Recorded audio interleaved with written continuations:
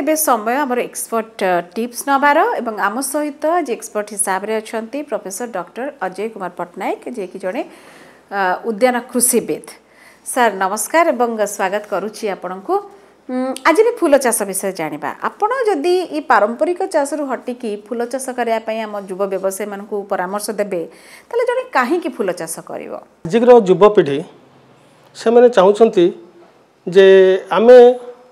जो पारंपरिक चाष पद्धति जोटा कि आम आगु करते धान मुग बिरी किछि पनीपरिया से अलग जाइकी जमी आम फूल चाष करिया जोटा कि से देखुंत जे प्रति वर्ष आ प्रति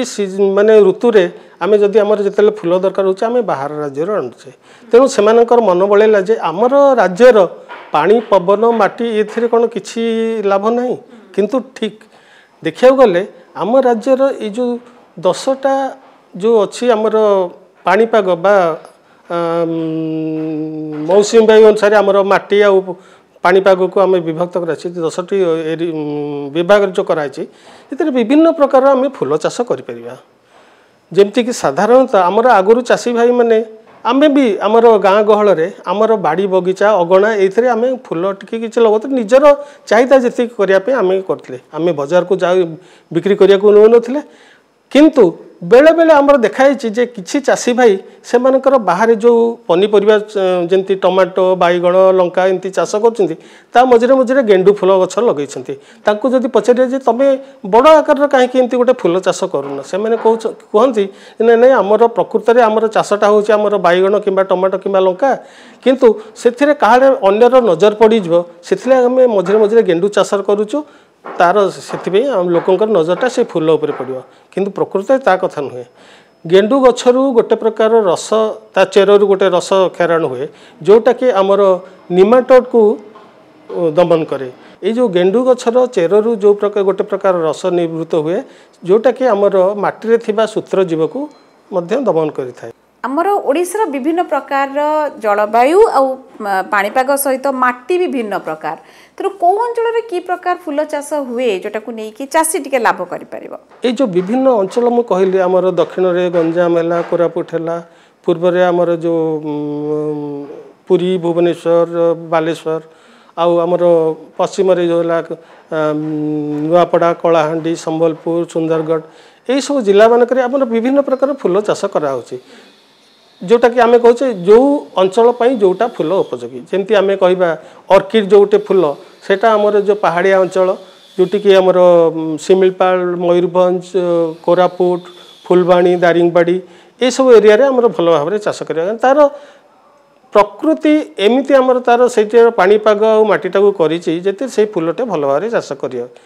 जदि आम कौन सी जो प्रोटेक्टेड कंडीशन जोटा आजिकल कर सबुज गृह भितर चाष कर छड़ा से मैंने नॉर्मल जो आमर नेचुरल प्राकृतिक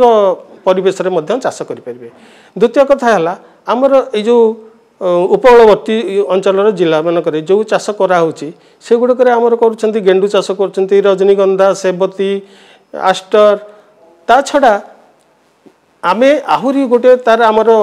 जो जलाशय गुड़िक अच्छी पोखरी अच्छी से गुड़िक आम तार व्यवहार करें जो थे कि आम पद्मफूल चाष करें आप जानते साक्षीपाल निमापड़ा अंचल जो सब जो पोखरी गुड़िक अच्छी सेठी पद्मफूल चाष कर महाप्रभु जगन्नाथ को जोगे दिया मंदिर को जोगे दयना तुलसी एगुड़िक कराऊँच तेणु देखा गले आमर विभिन्न अंचल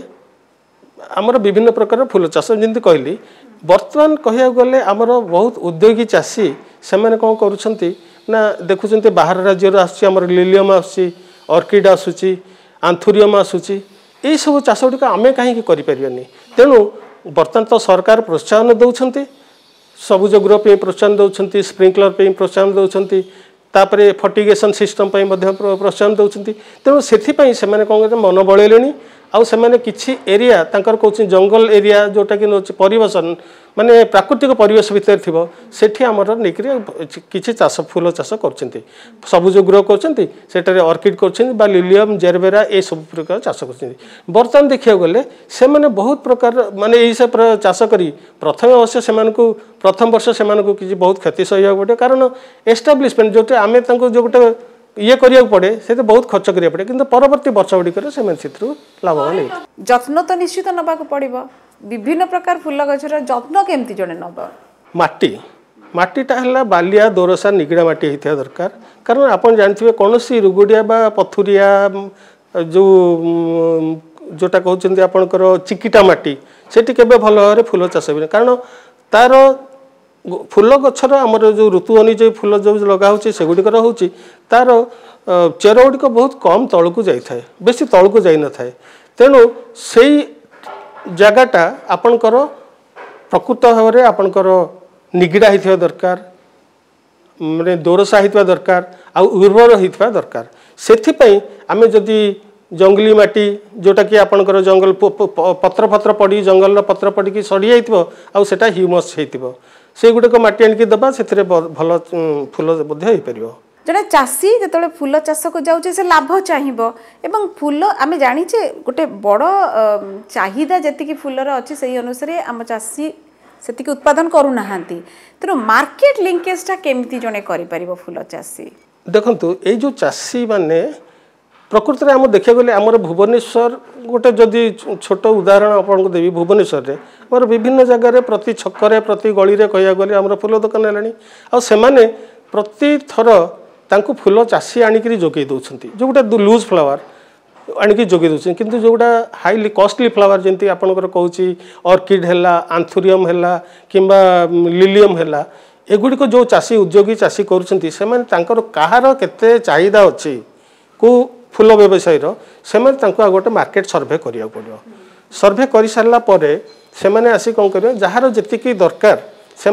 रेफ्रिजरेटेड भैन रे आनिक से जोगेदेले तांकर किसी असुविधा नहीं धरतु गोटे बह अच्छी व्रत अच्छी कि गोटे किसी फंक्शन अच्छी कि नुआ वर्ष अच्छी नुआ वर्ष जो गोटे अच्छी आपन जानवे जे सेठी आपनकर फूलर चाहिदा बहुत अच्छी बहर सीजन आसला तेणु फूल बहुत दरकार तेणु चाषी मैंने कौन करेंगे जो से उद्योगी मैंने कौन करेंगे ना जार जी दरकार आपन देदेवे इवन आपंकर कह गले एपरिक गेंडु फूल बह दरकार होची माल कराऊँच कार सजा होची आजिकल तो आप देखिए कार जो गोलाप गुड़िक सजा होची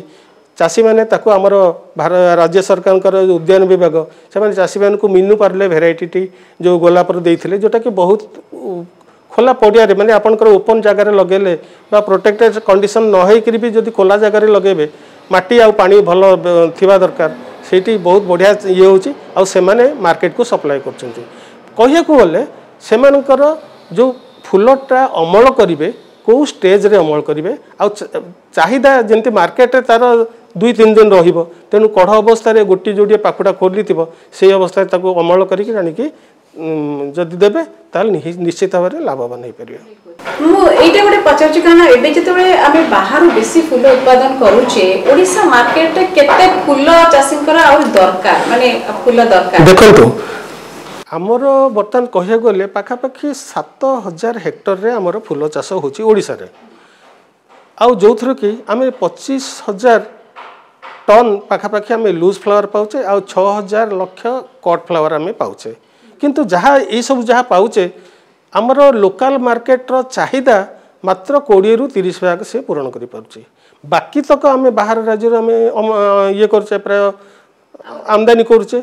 तेणु यही बाहर राज्य जो आमदानी करुचे आमर उद्योग चाषी भाई माने ये जो आम राज्यर पानी पवन माटी यार